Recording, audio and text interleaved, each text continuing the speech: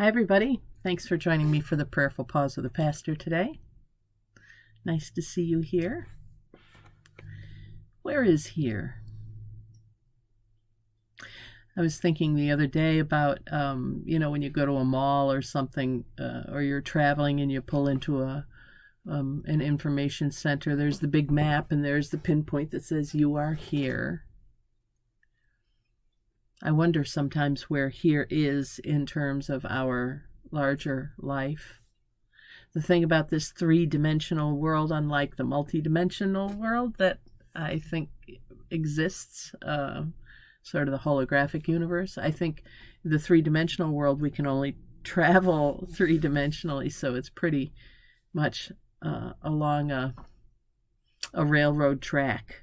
We've got the past, the present, the future, and we can only see limited amounts of space around us. But we know that's not really true. Yet even within that space, if we were to rise above, we could get an idea of where it's going and have a better indicator of where we are. You are here. And I think about that in terms of, I don't know, I've been thinking a lot about the church and the future of the church lately, the church writ large, as well as our country, the planet. You could put it into any context where your attention tends to go. And I believe that we are in a real state of transition, real state of change in 2022, North America. The question is, do we see ourselves at the tail end of something that was great, or at the very beginning of something that can be greater? It doesn't change where we are, but it changes our perception of where we are. Are we experiencing I don't want to say demise, that's too strong a word, but the ending of a time of where we define church as these big institutional things? And are we trying to hold on to that, or are we saying, wow, this is so exciting, we are at the beginning of something new for the church? I know many churches right here in this part of the world, but certainly around the country. Let me state right off the bat that I think the United States is behind world Christianity in terms of emerging countries and the growth of Christianity. That's just shown by the sheer numbers. We're not growing the church, and I think part of it is because we are misdefining the church, and we are defining it in terms of what it has been instead of what it can be.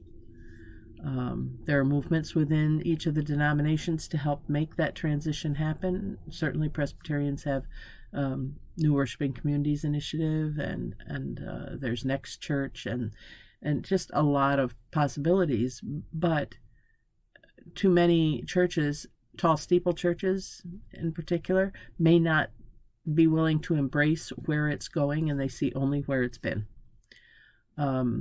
In that case, if you're looking at a small congregation, a third of Presbyterian churches right now have 50 or fewer members, according to the Presbyterian Foundation. Half of our 1.4 million members, 700,000 attend 12% of our churches. So those numbers are going to be pretty high in terms of church membership. The other half are spread over the other 88% of our churches, so that lessens it considerably. And then when you consider that a third of our churches have 50 or fewer members, that's pretty small. Not enough usually to support a building, a minister, music person, any office personnel. Of course, most churches don't have office personnel anymore unless they're volunteers. So what would happen if we were to say, yeah, that's the way that it was? What's next? Let's go running toward whatever the next thing is. How exciting could that be? I have to say, in all fairness, through no fault of my own, but by the sheer power of the Holy Spirit grabbing hold of members of South Church. Often they would drag me kicking and screaming into the future. But I have to say that I think that's what South Church in Rochester has done by selling its building in 2014 and developing the Acts of Faith model of ministry. You can learn more about that if you don't know about it by going to southpc.org/welcome. And you will learn more about that model of ministry and how we got where we are. I think that the churches that are able to look ahead and say, yeah, let's get excited about what can be, are the ones who are probably going to survive. Because they're the ones who are willing to say, yeah, what we were doing wasn't working. And it doesn't matter the size of the church. This attitude is not size dependent.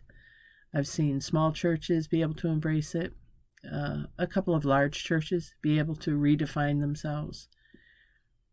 But it's not just about churches, it's about our nation. I think we're probably going through something similar there too. Reading a powerful book now that can't remember if I've told you about it or not. It is thought-provoking. My Grandmother's Hands. Racialized Trauma and the Pathway to Mending Our Hearts and Bodies. And it's not just about black trauma. It's about white trauma. How we have been traumatized by our history that leads us to traumatize others. It talks about Native American trauma. I mean, it's just, I'll be sharing more of this, I'm sure, but it's incredibly powerful if you've not looked at it yet. My Grandmother's Hands by Menachem. Resmaa Menachem, who is a therapist. He points out in there how we are shaped not by anything intellectual. We are shaped by the things that our bodies have inherited, trauma that gets handed down from generational trauma. Regardless of who we are, it's a human condition. And I think that's figuring into my observations as well. So, no great message today, no great inspiration, except to remind us all that God is in charge. We're not alone. And that whenever something is ending, something new is beginning. And maybe it's time that we started looking around, if we're not already doing it, and being open to it and saying, what is it? What is it that's beginning? Where do you want me to be in that? Put me where you want me. Show me what to do. But yeah, I invite you to be thinking about this today. Are you part of holding on to what was? Are you looking at things the way they used to be and wanting to reclaim them, which we're never going to be able to do? Or are you excitedly thinking about where things could go, where you might be led next? And with that, I think we can figure out where we are. You are here. Where's here, and where are you going? I'm Pastor Deb Swift of South and Irondequoit Presbyterian Churches in Rochester, New York. Thanks for joining me for this prayerful pause with the pastor. And until next time, when we see each other again, take care, God bless, and bye for now.